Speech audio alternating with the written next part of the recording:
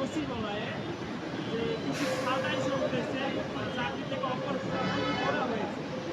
তো এইগুলি আপনি একটা সাধারণ মানুষ হিসেবে এটা কিভাবে দেখতেছেন, যে এগুলি কোনো রাজনৈতিক কোন্দলের কারণে করা হচ্ছে, না তাদের কোনো ইন্ধন আছে বলে করা হচ্ছে? আমি মনে করি এগুলি রাজনৈতিক ইন্ধনের কারণেই এগুলি করা হচ্ছে। কারণ বাংলাদেশ সচিবালয় যে 2025-এ একটা প্রজ্ঞাপন জারি হয়, অধ্যাদেশ, সেটা আপনারা সকলেই জানেন।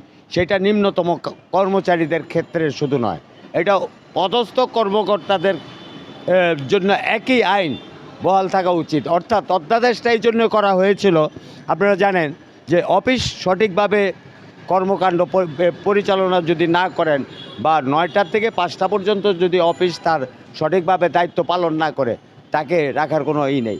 এই ক্ষেত্রে দেখা গেছে যে সচিব মহোদয় থেকে শুরু করে কিছু পদস্থ কর্মকর্তারা এই ধরনের কর্মকাণ্ড যুগ যুগ ধরেই করে আসছে।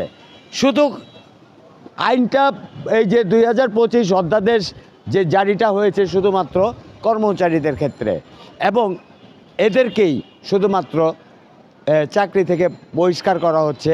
এটা আইনগতভাবে কতটুকু সঠিক বলে আমার মনে হয় যে এই অধ্যাদেশটা শুধু কর্মচারীদের নয়, আমরা সবাই কর্মচারী, কি কেউ ওপরে কেউ নিচে। তো এক কর্মচারীর জন্য এক আইন, আরেক কর্মচারীর জন্য আরেক আইন, এইটা কোন ধরনের বৈষম্যতা? এটা তো বৈষম্যতার সম্পূর্ণভাবে বৈষম্যতার সামিল। অতএব আমি মনে করি যে এই যে কর্মচারীর ছাঁটাই, এটা সম্পূর্ণ রাজনৈতিক প্রতিহিংসার বশবর্তী এই কাজগুলি করা হচ্ছে। আমি মনে করি যে আপনি যে কথাটা বললেন, এই অধ্যাদেশটা হতে পারে, এই অধ্যাদেশটা বিগত ফ্যাসিস্ট হাসিনার সময় এই ধরনের কিছু কর্মকাণ্ড চলে আসছিল বা এখনও আছে। সেই ফ্যাসিস্ট হাসিনাদের দোসরে এখনও সচিবালয় অনেকেই আছে।